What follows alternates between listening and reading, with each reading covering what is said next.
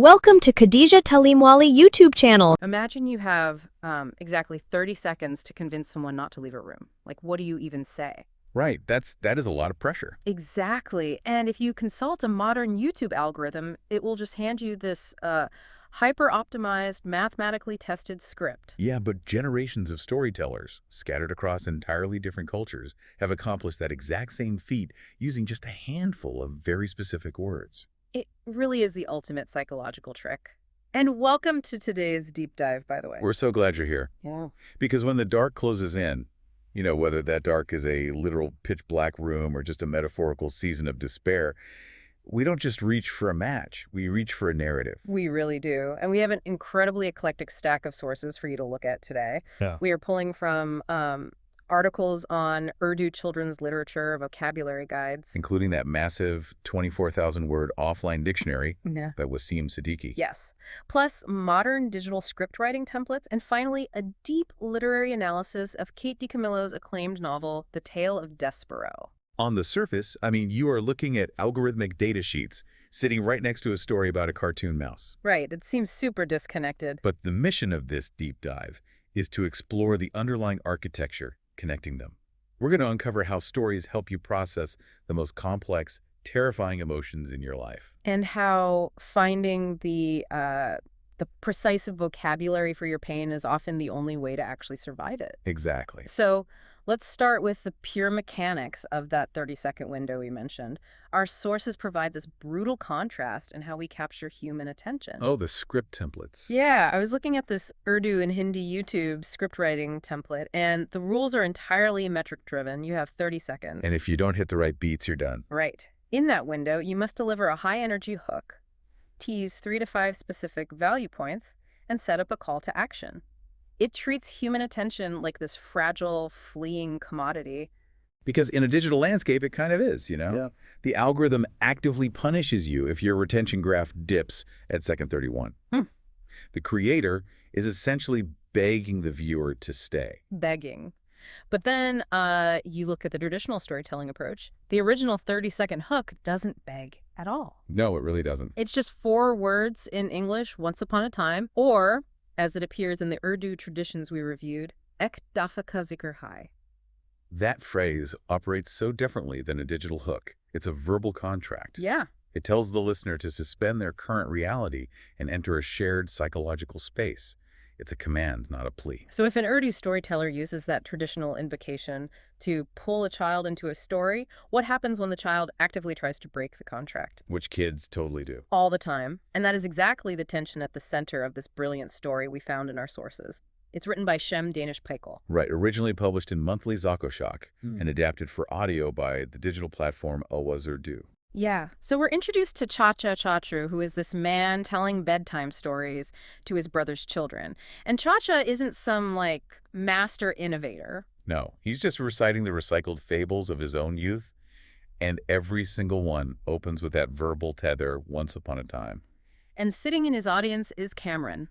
Now, Cameron is basically every storyteller's worst nightmare. Oh, he is the ultimate heckler. He is talkative, he is stubborn, and he absolutely refuses to accept the verbal contract. He constantly interrupts Cha-Cha Chatru to interrogate the actual mechanics of the story. He wants to know why everything has to start with once upon a time. Right, he argues, he derails the plot, he's irritating the storyteller and frustrating all the other kids in the room who just want to hear the fable. He is providing immense friction. But eventually, Cameron just simply runs out of steam. He stops fighting the premise, lies down, and goes entirely silent. Wait, I have to admit, I was actually confused reading this part. Cameron is ruining the show. When he finally shuts up, shouldn't Cha-Cha Chatru and the other kids be thrilled? You would think so, right? Yeah, I would assume the storyteller just takes a breath of relief and finishes the tale. Why does the energy in the room suddenly die? Well, it reveals a really profound truth about the mechanism of group emotional dynamics. Storytelling, especially in an intimate setting, is never a passive broadcast. It is a co-creation. Oh, I see. Cameron's interruptions, as annoying as they were, provided a dynamic feedback loop. The friction he introduced was actually the spark giving the room life. So when he goes silent, he leaves a massive emotional void. Okay, let's unpack this, because Cameron is basically the human equivalent of the modern YouTube algorithm. Oh. He really is. He's a tough, cynical crowd demanding a better hook, and he's refusing to just passively consume content. But his sudden absence shows us that the power of the session had almost nothing to do with the actual plot of Cha Cha Trushu's recycled story. Right. The magic was the shared connection in the room. And this totally shatters a very common misconception about children's literature. We often treat it as a pacifier, something brightly colored to just keep kids quiet and distracted. Just put them to sleep. Exactly. But this Urdu tale proves it's actually a highly sophisticated sandbox.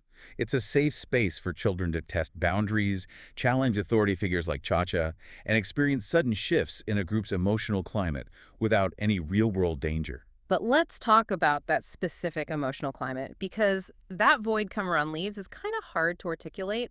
If you asked an English-speaking child to describe how the room felt after the heckler went quiet, they'd likely say it felt empty or just sad. Those words are functional, sure, but they entirely lack the nuance of what actually occurred in that room. The English language can be very literal. It evolved heavily around commerce, transaction, and measurable action. Which explains why Wasim Siddiqui's offline dictionary is so fascinating. To successfully bridge English and Roman Urdu, his dictionary requires over 24,000 words. It's massive. Think about the linguistic friction there. Why does it take 24,000 entries just to map the translation of everyday experiences? Because Urdu is a language that evolved through centuries of poetic and courtly tradition. It doesn't just label an action. Right. It labels the intricate emotional shadow cast by that action. Siddiqui's massive volume proves that translating a human experience is rarely just a one-to-one swap. We see this beautifully illustrated in the source material from Dynalingo, which is an educational platform building language apps for kids. They do a great job with this. They really do. They highlight several untranslatable Urdu words that give highly specific vocabulary to those nameless, lingering feelings we all have. For instance, the word udasi. Right, if you just look up udahasi, a crude translation might spit out sadness. But that completely strips it of its architecture. How so? Udasi is specifically a soft, lingering sadness that is actually more peaceful than it is painful. It's like the quiet melancholy of a rainy Sunday afternoon. Oh, I love that. Then there is Kawar, which is peace, but a very specific type of emotional stillness, a settling of the soul. And Takdir, meaning the weight of fate or destiny, which hangs over so many traditional fables. But the one that really stumped me in the Dynalingo source was Hazrat. How do we even translate that concept to an English speaker? Hazrat is this wistful, profound longing for something that is just out of your reach. It's the ache for a life you aren't currently living or a thing you just cannot possess. Here's where it gets really interesting. If you want to teach a young child a massive, abstract concept like Hazrat, you cannot just hand them Siddiqui's dictionary. No, definitely not. A definition doesn't teach an emotion. Dynalingo tackles this by using interactive poetry walls and animated stories. They don't just put the word on a screen. Right, they build a visual narrative. Exactly. Perhaps a character watching a ship sail away and they label the feeling of the moment. They give the child a container for the emotion. What's fascinating here is the psychological mechanism at play. Language dictates our reality. Imagine a child who suddenly feels a wave of peaceful melancholy. If the only vocabulary word they own is sad, which is a word they closely associate with scraped knees, punishment, and crying, they might panic. Oh, wow. Yeah, they'd assume something is broken and needs to be fixed. Exactly. Yeah. But by handing them a word like udasi, you give them permission to simply exist inside that peaceful sadness without anxiety. You legitimize their internal world. And we desperately need that as adults, too. Think about how many adults are sitting in a corporate boardroom feeling a deep sense of udasi. Right. But because our English vocabulary defaults to words like depressed or unhappy, we think we need to immediately medicate it or fix it. What if we just had the right word to sit with it? We spend decades fighting our own emotions simply because we lack the architectural vocabulary to properly house them. And if we want to talk about someone who took that specific emotion of Hazrat, that intense, wistful longing for something out of reach and built an entire empire out of it, we have to look at Katie Camillo. Oh, absolutely. Before she became a two-time Newbery Medal-winning author, Katie Camillo was the absolute physical embodiment of wistful longing. For roughly a decade, she was a total outsider. She worked these odd, grueling margin of society jobs. She worked at Disney World, literally just standing there telling guests to watch your step. Yeah. She worked at Circus World, she worked at campgrounds, she worked in greenhouses. She was watching everyone else move along these prescribed, successful paths while she was totally adrift. She was so desperate to feel like she belonged to the literary world that she even admitted to buying black turtlenecks. Oh my gosh, really? Yeah, she wanted to look world-weary and sophisticated. She was trying to put on the costume of a writer because she hadn't yet realized that to actually be a writer, you have to sit down and do the agonizing work of writing. And when she finally did start submitting her work, the literary world did not welcome her with open arms. She collected nearly 400 rejection letters. That number is just insane. 400. I read that number and thought, how does a human ego even survive that? But she had this staggering revelation. She said, I decided a long time ago that I didn't have to be talented. I just had to be persistent. But, persistence alone doesn't create masterpieces. Yeah. What those 400 rejections actually did was systematically dismantle her ego, leaving behind a profound capacity for empathy. Which brings us to the creation of her first published novel, Because of Winn-Dixie. The origins... Living in Minnesota during a season locals called the worst winter on record. She compared the biting, relentless climate to Siberia. Just freezing. The cold was so aggressive that pieces of cars were literally snapping off in the streets. She was trapped in the dark, she was deeply homesick for the warmth of Florida where she grew up, and she desperately wanted a dog, but her apartment building absolutely forbade them. So she is stripped of warmth, she is stripped of her home, and she's completely denied companionship. Exactly. So what is the mechanism of survival here? She makes a dog up. Yeah. She takes all that wistful longing, she channels it through a pen at 4:30 in the morning in a freezing room, and she writes herself a pathway back to Florida. She takes Hazrat and manifests it onto the page. And it worked. It really did. Years later, she is sitting on the movie set for the film adaptation of Because of Winn-Dixie. Dave Matthews is playing a song for a scene, and she just breaks down crying. Wow. Because something she conjured in the absolute dark to save her own sanity was now a physical, breathing reality right in front of her. If we connect this to the bigger picture, her decade working those odd jobs at Disney and the greenhouses wasn't a delay in her career, it was a vital incubation period. Right. Her time as an outsider gave her the exact psychological lens she needed to write for children. Because kids inherently feel like outsiders. They are powerless in a world governed by towering, unpredictable adults. Exactly. DiCamillo's 400 rejections taught her exactly what it feels like to have the door slammed in your face over and over. And she takes that empathy, that deep understanding of what it means to be small and dismissed, and she builds an entire ecosystem out of it. Which brings us to the culmination of our deep dive, the tale of Despereaux. Yes. DiCamillo weaves the empathy of the outsider, the nuanced vocabulary of emotional longing, and the verbal contract of once upon a time into one brilliant text. It's incredible.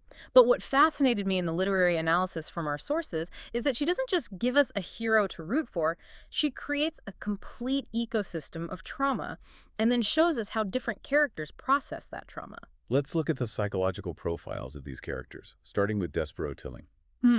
He is a mouse, but he is a physical anomaly. Right. Tiny, frail, born with ridiculously oversized ears.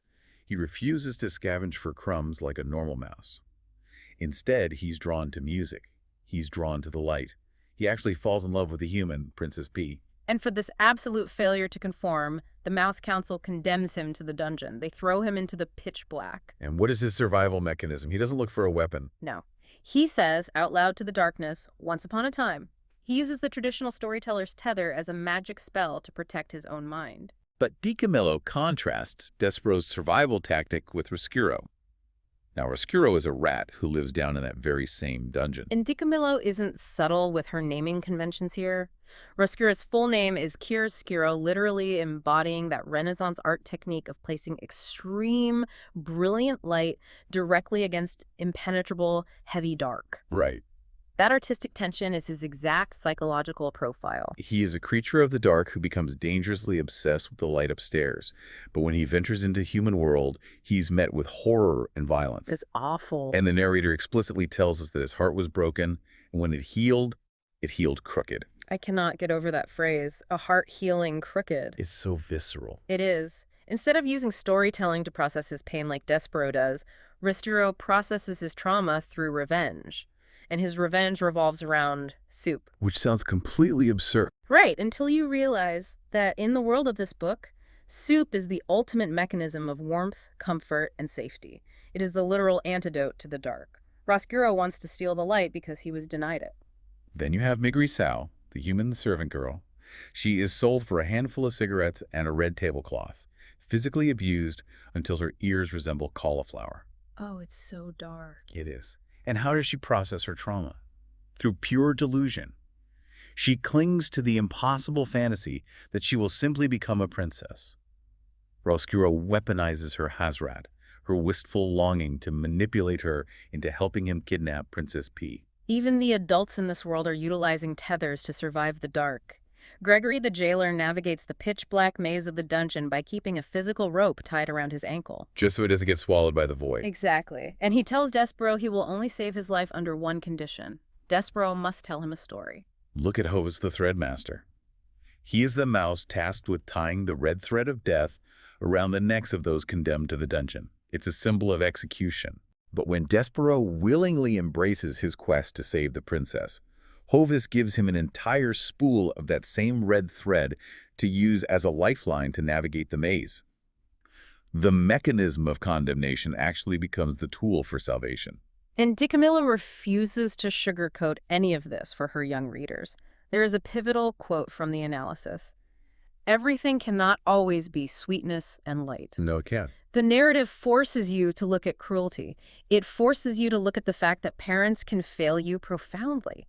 Despero's own father, Lester, is the one who beat the drum that formally sentenced his son to the dungeon. Which sets up what is arguably the most difficult, illogical moment in the entire narrative. When Lester is weeping, begging his son for forgiveness, Despero actually gives it to him. I had to stop reading for a second when I hit that part because it doesn't make any sense. Why on earth would you forgive the parent who sent you to be eaten by rats? It's wild. DiCamillo herself writes in the book, forgiveness is a ridiculous thing too. It is entirely ridiculous from a logical standpoint. Right. But from an emotional standpoint, it's the only mechanism that works. Right. DiCamillo is showing the reader that if Despero hold on to his justified anger, his heart will heal crooked, just like Roscuro's did. Forgiveness isn't about absolving Lester. It's about Despero preserving his own capacity for light.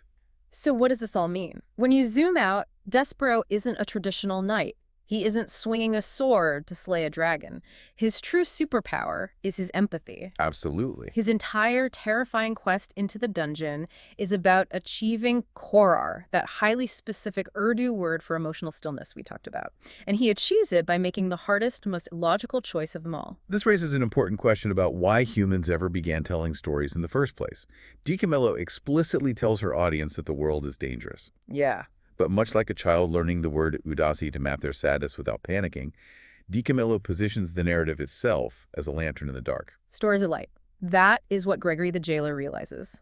Empathy is the bridge that allows DiCamillo to connect the incredibly disparate traumas of a fragile mouse, a resentful rat, a deluded servant girl, and a grieving princess. Right.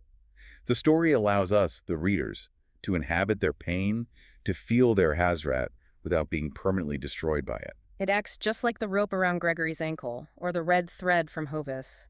The story is the tether that lets you wander deep into the terrifying, pitch-black parts of the human experience, knowing you have a guaranteed path back out. And that is the true architecture of storytelling. It has nothing to do with algorithmic retention graphs or 30-second digital hooks. No. It's about providing a robust vocabulary for the nameless terrors that haunt us. Look at the incredible map we've traced today. We started with the friction in a room full of children, learning that storytelling is a co-created space that even a heckler like Kamran relies on for joy. We learned that finding the exact right word, like Hazrat, doesn't just translate a feeling, it legitimizes our internal reality. We saw how Kate DiCamillo allowed 400 rejections to strip away her ego, leaving behind a superpower of empathy that she channeled right into the freezing Minnesota dark. And it all converged in a tiny, large-eared mouse who proved that while forgiveness might be mathematically ridiculous, it is the only reliable way to keep your heart from healing crooked. You, the listener, are constantly consuming data. You are reading articles, you're prepping for meetings, absorbing facts. But it is so vital to pause and examine the emotional vocabulary of what you are learning. empathy and persistence are not fixed personality traits that you are simply born with. No, they are muscles. They require just as much intentional practice, friction, and conditioning as any technical skill you employ in your career. Data and facts provide you with the map, but an intricate emotional vocabulary is what gives you the actual ability to walk the terrain. So we want to leave you with one final, lingering thought based on the hard-won wisdom of Gregory the Jailer. Stories are light. Think about the most difficult, darkest seasons in your own life. When the lights go out and you find yourself standing in your own metaphorical dungeon. Wait, let me rephrase that.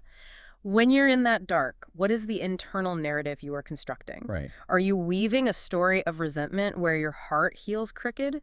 Or despite the terrifying dark, are you brave enough to take a breath, grab the red thread, and write your own Once Upon a Time? Something to carefully consider. Until next time, keep exploring, keep learning, and keep telling your stories. Thank you for watching Khadija Talimwali YouTube channel.